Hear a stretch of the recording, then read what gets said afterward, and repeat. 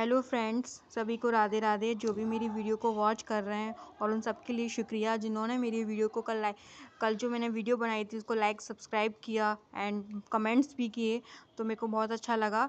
और आज मैं नेक्स्ट वीडियो लेकर आई हूँ द इंडियन कॉन्ट्रैक्ट एक्ट 1872 की। आज इसको हम कंटिन्यू करेंगे। और कल हमने पढ़ा था प्रियम्बल के बारे में और इंटरप्रिटेशन क्लॉज के बारे में। दोस्तों, हर एक्ट में प्रियम्बल दे रखा होता है और डेफिनेशंस भी होती हैं, तो उनको जानना बहुत ज़रूरी होता है, क्योंकि वही जो पॉइंट होते हैं ना डेफिनेशंस के, वो पूरे एक्ट में डिफ़ाइन किए गए होते हैं। अगर वो क्लियर नहीं होंगे तो हमें कुछ भी समझ में नहीं आएगा, तो वो क्लियर करना ज़रूरी था। और हमने बताया कि इनैक्टमेंट डेट कब थी, क्या इन्फोर्समेंट डेट थी, ये कब आया, और सबसे ज़्यादा इसका जो स्कोप है वो किस जगह पर है, बिजनेस लॉ में। सबसे ज़्यादा इसका जो बिजनेस ब्रांच है ना, उसमें इसका स्कोप ज़्यादा है। तो आज हम उन्हीं जो जो हमने कल जो बेसिक पॉइंट्स बताए थे, आज हम उन्हीं को डिटेल में पढ़ेंगे। और मैंने ये भी बताया था कि जो कॉन्ट्रैक्ट है हमारा, जो दो लोगों के बीच में होता है ना, सबसे पहले स्टार्ट प्रपोजल से होता है। तो आज हम प्रपोजल के बारे में पढ़ेंगे, और आज प्रपोजल के बारे में पढ़ेंगे, उसके एसेंशियल्स, वैलिड ऑफर्स वगैरह जो होते हैं, पॉइंट्स वगैरह सब पढ़ेंगे। तो आज हम स्टार्ट करते हैं प्रपोजल। सबसे पहले प्रपोजल और ऑफ़र। मैंने बताया था कि दोनों चीज़ें एक ही हैं, प्रपोजल और ऑफ़र, ये दोनों वर्ड सेम हैं दोस्तों। प्रपोजल जो है ये हमारे इंडिया में यूज़ होता है और ऑफ़र जो है वो हमारे अब्रॉड यूज़ होता है। बट कोई कंफ्यूज मत होना कि ये प्रपोजल और ये ऑफ़र क्या आ गया, तो डोंट वरी, प्रपोजल और ऑफ़र एक ही वर्ड है। अब हम इसकी डेफिनेशन पढ़ते हैं।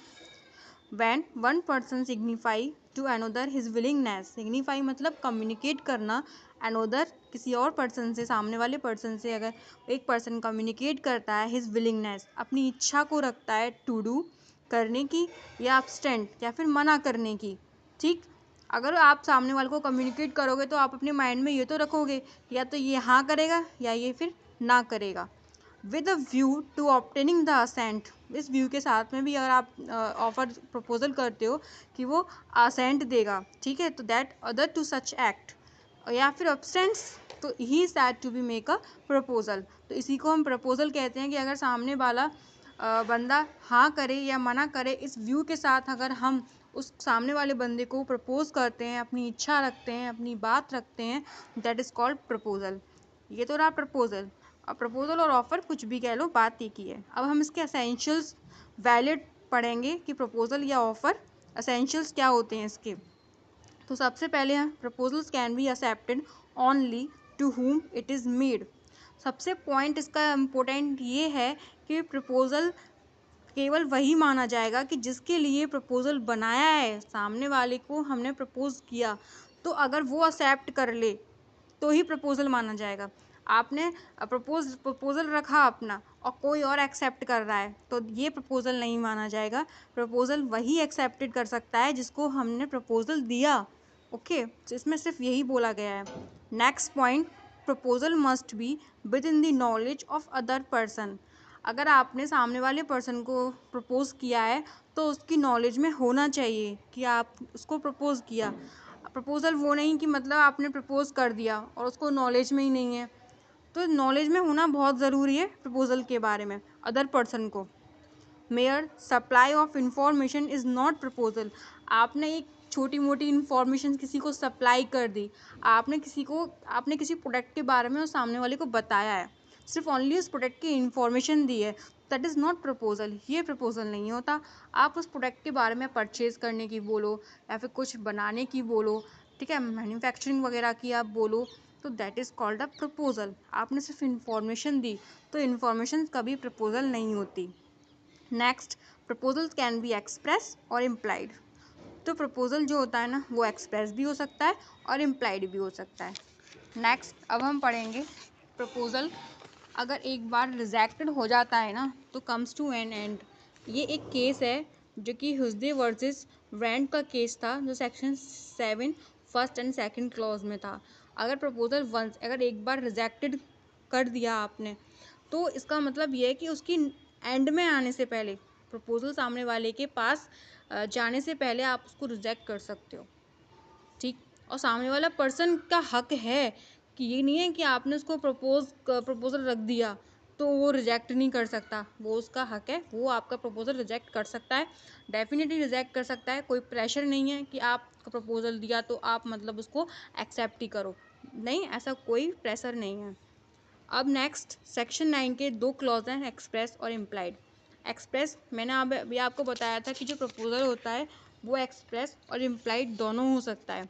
एक्सप्रेस का मतलब क्या होता है कि the one which is expressed by words written spoken is called an express offer. मतलब अगर आप प्रपोज़ल सामने वाले को एक वर्ड्स में दे रहे हो, मतलब कुछ बोल कर दे रहे हो या फिर आपने कुछ लिख कर दिया, ठीक, या आपने स्पोकन किया, तो इज कॉल्ड एक्सप्रेस ऑफर।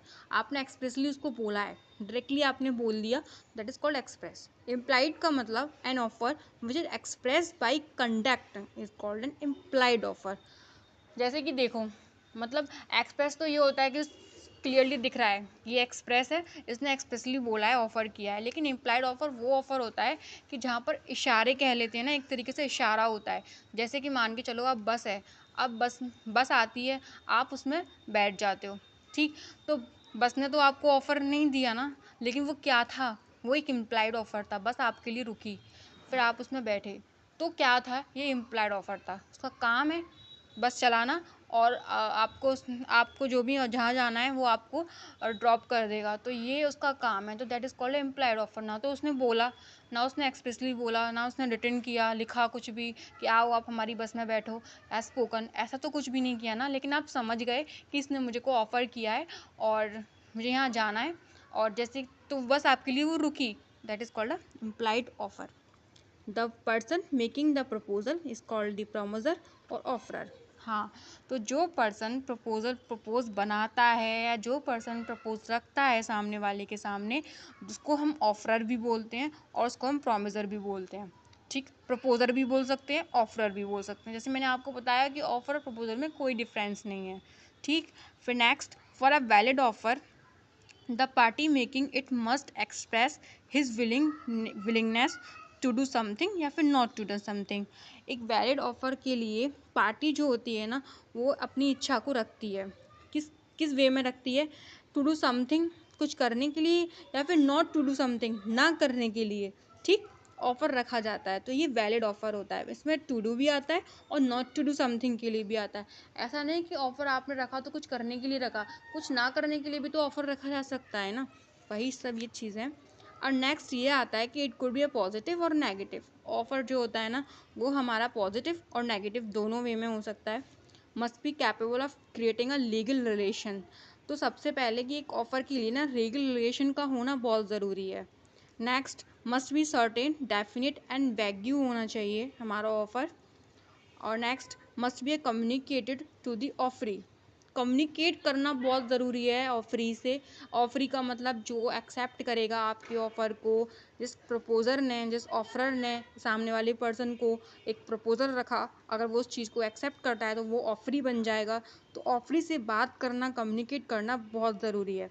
एक केस है लालमन शुक्ला वर्सेस गौरी दत्त का, तो इस केस को मैं अभी डिफ़ाइन नहीं करती, नेक्स्ट वीडियो में मैं डिफ़ाइन करूँगी कि वीडियो बहुत लॉन्ग हो जाएगी फिर। ठीक, तो अभी तो फ़िलहाल आप ये केस याद कर लो, बहुत बहुत इंपॉर्टेंट केस है, लालमन शुक्ला वर्सेस गौरी दत्त। अगर आप दोस्तों रिटन आपके एग्ज़ाम होते हैं, अगर आप इस क्वेश्चन आपने आंसर में लालमन शुक्ला वर्सेस गौरी दत्त का और ऑफर प्रपोजल के केस में आप लिख भी आओगे ना, तो डेफिनेटली आपको मार्क्स बहुत अच्छे मिलेंगे और एक्सप्रेशन आपका बहुत अच्छा रहेगा। Must be made with a view to obtaining the assent of other party.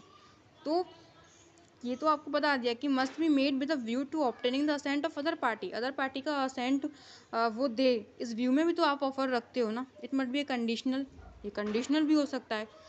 ठीक, मस्ट बी आइदर जनरल और स्पेसिफिक। तो एक जनरल भी हो सकता है और एक स्पेसिफिक भी हो सकता है। जनरल का मतलब आप जनरली आपने एक ऑफ़र कर दिया, और स्पेसिफिक मतलब एक स्पेशल ऑफ़र आप दे रहे हो, तो ये दोनों में हो सकता है। Offer must be create a legal relationship. Okay, तो ये तो रहे थे ऑफ़र के आपके पॉइंट्स, कुछ एसेंशियल्स इंपॉर्टेंट। अगर ये चीज़ ऑफ़र में होती हैं, ये पॉइंट्स को ध्यान रखना बहुत ज़रूरी है कि ऑफ़र करने से पहले, प्रपोज़ल करने से पहले ये पॉइंट जानना बहुत ज़रूरी है। और प्रपोज़ल के हमने टाइप्स भी पढ़े और इस तरीके से। अब एक types of offer and proposal, ये हम कल नेक्स्ट वीडियो में पढ़ेंगे कि ऑफ़र एंड प्रपोज़ल ऑफ़र या प्रपोज़ल कुछ भी कह लो, ये कितने टाइप्स के होते हैं अब हम कल नेक्स्ट वीडियो में पढ़ेंगे और फिर इनको डिफ़ाइन भी करेंगे। और ठीक दोस्तों, अगर आपको ये वीडियो मेरी अच्छी लगी हो तो प्लीज़ लाइक सब्सक्राइब शेयर करें। और मैं द इंडियन कॉन्ट्रैक्ट एक्ट को मैं पूरा पढ़ाऊँगी और अपने दिल से पढ़ाऊँगी। जिस तरीके से मेरे से हो सकेगा मैं उतना आपको एफ़र्ट्स लगा के ये पूरा इंडियन कॉन्ट्रैक्ट एक्ट को पढ़ाऊँगी। तो आज के लिए बस इतना ही दोस्तों।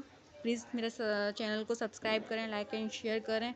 और अगर आपको वीडियो अच्छी लगी हो तो प्लीज़ कमेंट करें। और ये सच में हॉनेस्टली मैंने वीडियो बनाई है, बहुत ईमानदारी से बनाई है, काफ़ी इसके मैंने नोट्स भी बनाए, तब मैं ये वीडियो लेकर आई हूँ। ठीक है दोस्तों, बाय बाय।